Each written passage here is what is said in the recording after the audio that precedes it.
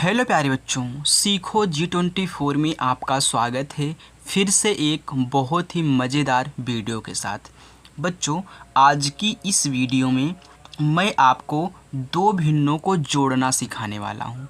अब बच्चों, इन दोनों भिन्नों को जोड़ने के लिए मैं आपको दो तरीका बताऊंगा। जो सरल लगेगा आप उनसे लगाइएगा, क्योंकि किसी ना किसी चीज़ को हल करने के लिए अगर आपको दो तरीके पता हैं तो आप किसी भी तरीके से जा सकते हो। ओके, तो दोनों तरीका सीखने के लिए वीडियो को लास्ट तक देखना है, बिल्कुल भी भगाना नहीं है वीडियो को, अगर अच्छे से एक ही बार में समझना चाहते हो। ओके बच्चों, चलिए देखिए। तो पहली विधि तो मैं आपको बताऊंगा एलसीएम विधि। कौन सी विधि? एलसीएम विधि, इसी क्वेश्चन को लेकर के। और दूसरी विधि बताऊंगा क्रॉस मेथड, जिसको बोलते हैं क्रॉस मेथड। ओके, और इसी को बोलते हैं वज्र गुणन खंड विधि। तो पहला और दूसरा, तो पहले मैं आपको एलसीएम विधि से इनको हल कराना सिखाता हूँ। ओके, आइए देखिए एलसीएम विधि में क्या होता है बच्चों। एलसीएम विधि, इसमें क्या होता है, हम हरों का पहले लासा निकालते हैं। तो हमारे हर क्या क्या दिए गए हैं? 8 दिए गए हैं और 6 दिए गए हैं। तो 8 और 6 इनका क्या करिए, गुणनखंड करके एलसीएम निकालिए। तो गुणनखंड करोगे, सम संख्या है तो 2 से कटेगी, तो 2 से काटो तो 2 चौका 8, 2 तिहाई 6। फिर एक सम संख्या दिख रही है, 2 से काटो, 2 दूनी 4, 3 नहीं कटेगा। फिर 2 से 2 कट जाएगा, 3 नहीं कटेगा। अब की बार 3 से आप क्या करिए, 3 को काट दीजिए। ऐसे आपको गुणनखंड कह लेना है। और गुणनखंड कहने के बाद यहाँ जितने भी आपके अंक आए हैं जिससे आपने काटा है, उनका आपस में क्या करिए, गुणा करा लीजिए। अब देखिए 2 गुणे 2 गुणे 2 गुणे 3।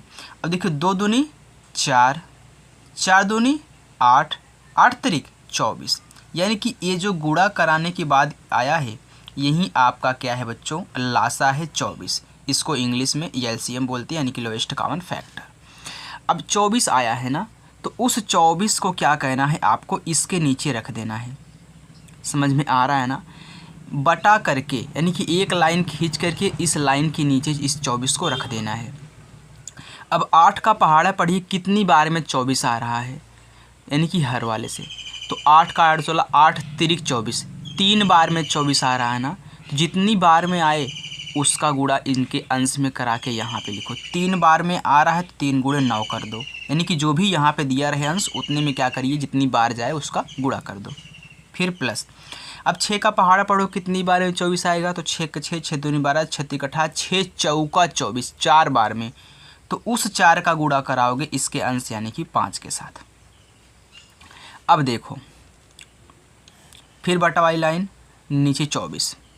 अब गुणा कराओ, 3 9 27 प्लस 4 5 20। बस इन दोनों को जोड़ लो, आपका आंसर आ गया। जोड़ो तो 27 में आप 20 जोड़ोगे बच्चों, आपका आएगा 47, क्योंकि 20 20 40 40 7 47 हो गया। तो 47 बटा 24 ये आपका आंसर हो गया। तो ये तो हो गया एलसीएम विधि। तो अब हम सीखेंगे क्रॉस मेथड, यानी कि वज्र गुणनखंड विधि। ओके बच्चों, चलिए आइए तो इसी क्वेश्चन को लेते हैं, ताकि आपको पता चले कि हाँ आंसर सेम तो वही आएगा, लेकिन थोड़ा सा शॉर्ट किससे हो रहा है। चलिए देखिए। तो देखिए बच्चों, अब हम यहाँ पे क्रॉस मेथड लगाते हैं। तो क्रॉस मेथड में क्या होता है, आपको वैसे ही एक लाइन खींचनी है और पहले आप हरों का आपस में गुणा करा करके हर में लिखोगे, क्योंकि इसके नीचे हर होगा, इसके नीचे आपका अंश रहेगा। तो नीचे वाले का गुणा कराए तो नीचे लिखोगे। तो 8 छंग 48, तो यहाँ पे आपका क्या हो गया, 48 हो गया।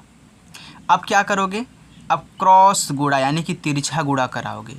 6 का गुणा 9 में कराओगे और यहाँ पे लिखोगे। ध्यान देना, जिसके अंश में कराया जाता है उसी के नीचे हम लिखते हैं। तो 6 का गुणा 9 में कराओगे तो 6 9 54, तो यहाँ पे आपका 54 हो गया। फिर प्लस 8 का गुणा 5 में, तो इसी के नीचे लिखना है। 8 5 40। इतना समझ में आया हमने क्या किया, हमने हरों का आपस में गुणा कराया तो 8 छंग 48 हुआ, तो नीचे लिख दिया हर में एक लाइन खींच करके। फिर हमने 6 का गुणा 9 में कराया, तो जिसके अंश में यानी कि जिसके ऊपर कराओगे उसी के जस्ट नीचे लिखना है, यहाँ पे नहीं लिखना है। तो 6 9 54, तो 54 लिख दिया।